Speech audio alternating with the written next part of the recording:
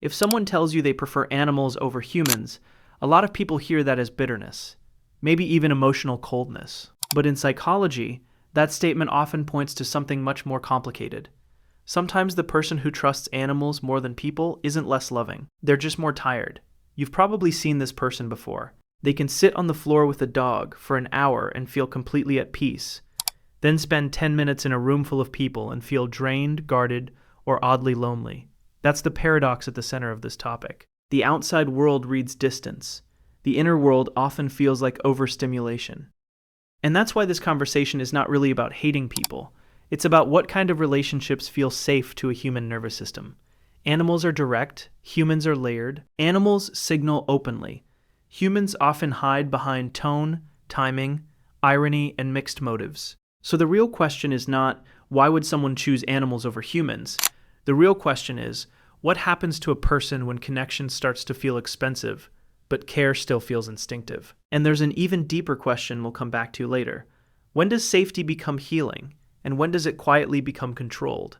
Human interaction is rarely just interaction. It's an interpretation. You're not only listening to words, you're decoding facial expressions, managing timing, reading silence, tracking status, filtering for judgment, and guessing what someone meant but didn't say. For some people, that process runs almost automatically in the background, and it is exhausting. Animals don't ask for that kind of decoding. A dog's affection is embodied. A cat's boundaries are obvious. There's no passive aggression, no hidden agenda, no social chessboard. That emotional simplicity can feel like relief, not because animals are intellectually easier, but because they are psychologically cleaner. This is where the preference begins to make sense. Some people are not looking for less connection. They're looking for less ambiguity. Around animals, they don't have to keep checking themselves. They don't have to perform likability, hide fatigue, or scan for contradiction. They can just be present. That feeling matters more in a culture where so much interaction is filtered through screens, curated identities, and low-grade social surveillance. When everyday life already asks you to be hyper-aware, relationships that don't require constant interpretation can feel less like escape and more like oxygen. One of the biggest myths about people who prefer animals is that they care less. Some research suggests the opposite. Elaine Aron's work on sensory processing sensitivity, often linked to the idea of the highly sensitive person, shows that some individuals process social and emotional information more deeply. In a brain imaging study, people scoring high in this sensitivity showed stronger activation in regions related to awareness, empathy, and self-other processing when viewing emotional cues. Another study found that people high in sensory processing sensitivity reported stronger emotional contagion, greater empathic concern, and also more personal distress. That last part is crucial. You can be highly empathic and still become overwhelmed by empathy. In other words, feeling deeply does not always make connection easier. Sometimes it makes connection harder to sustain. That helps explain why an animal can feel so regulated. If your nervous system absorbs everything, then a relationship without emotional noise can feel profoundly restorative.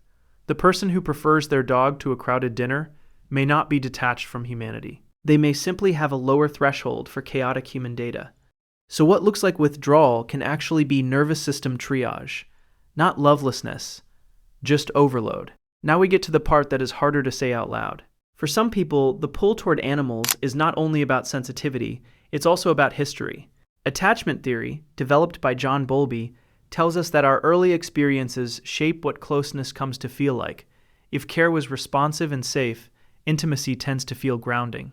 If care was inconsistent, rejecting or frightening closeness can start to feel unstable. In that context, an animal's predictability can feel deeply corrective. A 2022 study in BMC Psychiatry found that stronger emotional attachment to pets was linked to insecure attachment to humans, including lower comfort with trusting others, and greater fear of rejection. The authors also noted evidence that strong attachment to pets can function as a compensatory strategy, especially for people with histories of childhood neglect, trauma, or relational instability. That does not mean loving animals is a trauma symptom. It means trauma can intensify why that love feels so safe. If a person has learned that human loyalty can disappear when moods change, power shifts, or needs become inconvenient, an animal can feel like the first relationship that does not punish vulnerability. And that's why this preference often carries grief inside it. Sometimes the sentence, "I prefer animals" is really a quieter sentence underneath. I wanted human closeness to feel safer than it did. There is also a very modern reason some people feel closer to animals than to people. Human social life can feel performative. A lot of interaction involves what sociologists might call impression management, but in everyday language it feels more like masking. You laugh a little when you don't mean to. You soften the truth. You pretend you're not tired. You respond correctly, not honestly. None of this makes you fake, it makes you social, but it still costs energy. Animals remove that tax. They do not need conversational proof of your value. They do not require polished timing, strategic self-disclosure, or the right kind of charisma. Your dog doesn't care whether you are articulate today. Your cat does not need you to make the atmosphere smooth. With animals, companionship is often based on presence, not performance. That's why this bond can feel unusually intimate. Not because it is more complex than human love, but because it is less conditional in its social rituals. You are not constantly being evaluated for how well you can carry the interaction. And for people who spend most of their lives adapting, that kind of authenticity can feel almost sacred. It is one of the few places where their nervous system no longer has to earn belonging. There's another clue here, and it shows up in movies all the time. Many people will stay composed through a human death scene and then fall apart when the dog is in danger. That reaction can seem irrational until you understand the psychology. Research on empathy suggests our emotional response is strongly shaped by perceived innocence and helplessness. A 2017 study found that people reported greater distress for abused dogs, puppies, and children than for abused adult humans. In other words, the reaction is not necessarily species first. It is vulnerability first. Society and animals. A broader review of the human-animal bond makes a similar point. Human empathy toward animals may be partly triggered by features that resemble infancy, dependence, and cues that activate caregiving systems. This is why animals, especially companion animals, can bypass our skepticism and go straight to our protective instincts. Adult humans are psychologically harder for us to read as innocent. We know too much about human contradictions. We know adults can lie, betray, manipulate, and wound. Animals feel different. They may frustrate us, but they rarely feel morally calculating. So loving them can feel like accessing a purer form of care, one less tangled up with fear. This psychology is also happening inside a social moment. Younger generations are not bonding with pets in a vacuum. They are doing it in a world where many traditional sources of belonging feel less stable than they used to.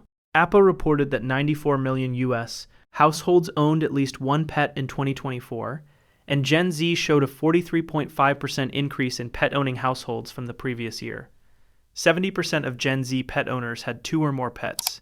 That is not just a market trend. It is a relational trend. APPA. Zillow found that 55% of Gen Z pet owners would choose a pet-friendly home over a kid-friendly one, and 22% said they would want to move if their home no longer worked for their pet, compared with 12% for a partner. Again, this is not proof that younger adults care less about people. It suggests pets are being woven into core life decisions at an attachment level. Zillow. When relationships feel unstable, institutions feel distant, and social life feels both hypervisible and emotionally thin, animals can become one of the few dependable forms of everyday intimacy. They don't solve loneliness, but they can interrupt the sense that all closeness is fragile. But now we have to hold the uncomfortable part. Not every preference is purely healing. Sometimes it is also defensive. Human relationships demand mutuality. Another person can misunderstand you, resist you, disappoint you, leave you, or simply want something different than you do. That is the cost of loving someone with full subjectivity. An animal bond is still real, but it is not symmetrical in the same way. The human usually holds more power, more interpretation, and more control over the structure of the relationship. The literature on the human-animal bond is very clear that attachment to animals can be beautiful, but not automatically healthy in every form. A recent systematic review of 116 studies found mixed results. 15 studies linked stronger pet attachment with better mental health, 22 linked it with worse mental health, 36 found mixed effects, and 33 found no significant relationship. Strong attachment is not a simple marker of wellness. Sometimes it reflects comfort. Sometimes it reflects vulnerability. That matters because a relationship that feels safe, partly because it is controllable, can become seductive. No rejection, no argument, no equal power struggle, no terrifying need to negotiate. So the shadow question is this: do you love animals because they help you reconnect to life, or because they let you stay where no one can really challenge you? This is the line that matters most. Animals can be a secure base, or they can become a hiding place. Some research suggests animals genuinely regulate stress in ways humans sometimes cannot. In one Frontiers study, boys with insecure or disorganized attachment showed lower cortisol after stress when supported by a therapy dog than by a friendly human. Physical contact with the dog predicted greater calming. For people with attachment wounds, animal presence can be biologically settling, not just emotionally pleasant. Frontiers in psychology. But regulation and retreat are not the same thing. A healthy bond with an animal helps you recover enough to re-enter human life with more steadiness. An avoidant bond uses the animal as justification to stop trying with people altogether. That distinction is subtle. It sounds like this: my dog helps me feel grounded so I can face the world, versus I only need my dog because people are impossible. The first is regulation. The second can become emotional foreclosure. And maybe that is the most honest mirror here. The issue is not whether you love animals deeply. The issue is whether that love is expanding your capacity for connection or quietly replacing it. So what is the psychology of people who prefer animals over humans? Often, it is not misanthropy. It is sensitivity, disappointment, attachment history, and a nervous system that trusts clarity more than complexity. It is the relief of being with a creature that does not require a mask. It is the comfort of affection that feels embodied instead of negotiated. And sometimes, yes, it is also the temptation of a relationship where safety comes with more control. Both truths can exist at once. Loving animals deeply is not a lesser form of love.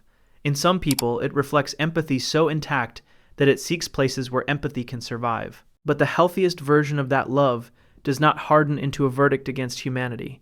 It becomes practice, a way of remembering what calm attachment feels like, a way of learning consistency, tenderness, and presence. Maybe that's the final reflection.